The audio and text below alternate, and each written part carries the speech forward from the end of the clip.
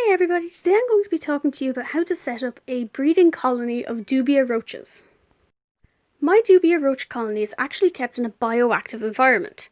This means that I have substrate in the bottom that has living organisms and small animals in it like woodlice or isopods and springtails so that there's no mold and so that the frass or poop of the roaches is eaten up and gotten rid of. Those little orange guys you see around the edge are the isopods, and these here, if you look really closely, the little white moving specks, those are the springtails. And from the left you can see a baby Dubia roach that got left behind. The substrate I use is a mixture of cocoa fibre, topsoil, a little bit of sand, and then natural things like leaves and bits of vegetables and stuff for the isopods to break down and eat. I personally like the bioactive substrate in the bottom because it means less cleaning for me and lots of hiding places for the baby roaches. However, you do not need this, it's not necessary, and you can skip this step if you so wish. The first thing you absolutely do need are egg crates. So egg crates are literally just the ones that you might find in a supermarket or shop that have eggs in them loose, and if you usually go to a shop you can get them. I personally like to go to colleges because they buy loads of these eggs for breakfast for all the students, but they just throw them away. And people tend to not think of going to the colleges, so if you have a chance to, I really would suggest going there because they throw out hundreds each week when the schools are open, hundreds of them. So that's plenty of them for you to use with your roaches. I realised pretty quickly while doing this that it was pretty difficult for me to do it one hand while videoing with the other, so I just kind of skipped this step and went straight to having everything set up.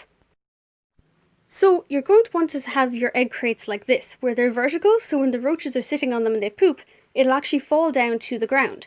If you've got bioactive, either the baby roaches will eat the frass, which is poop, or the isopods and springtails will eat it, meaning you don't have to clean it up.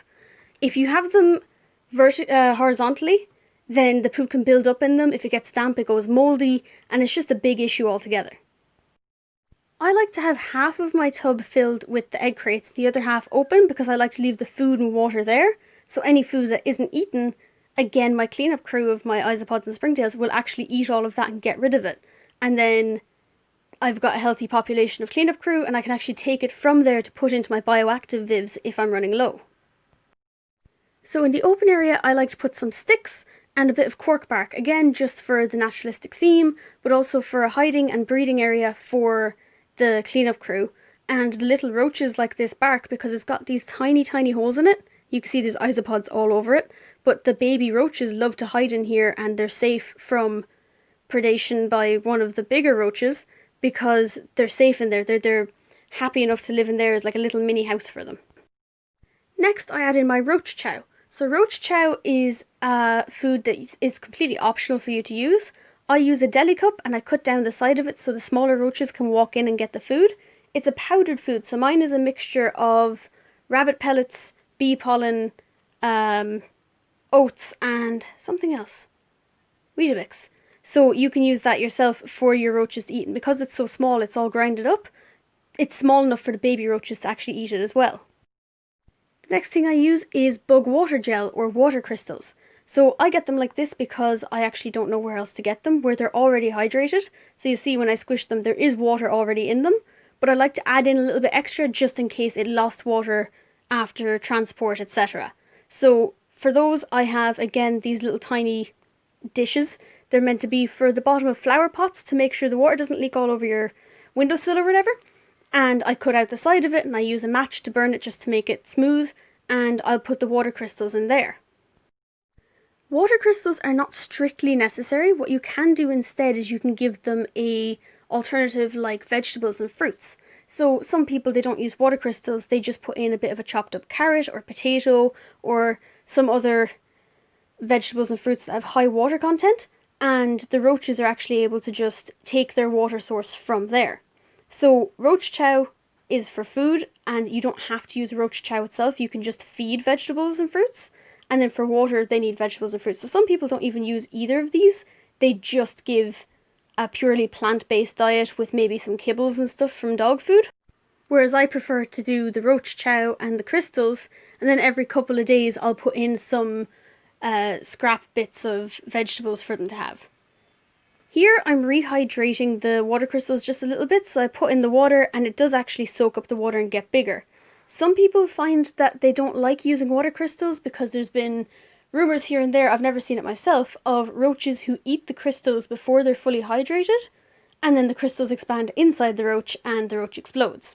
Now, I've never seen it myself, but it's still a scary story, so some people just don't want to do it just in case. But I've never had an issue with it, and I just make sure to rehydrate the water crystals to make sure, and my population is thriving. You may notice if you're doing a bioactive build that your isopods and springtails like to hang around where the water source is, be that water crystals or whatever you're using. This is completely okay, they just like a higher humidity, and they're not going to in any way disturb the roaches from taking the water crystals, so it's perfectly fine and perfectly okay. Then the very last thing I got to do before I put back in my roaches is to just give a light spray down and a light mist to the entire enclosure.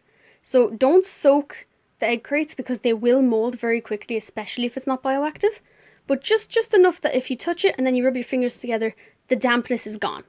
So it's just a little bit of a spray to the sides and the roaches can actually drink from that.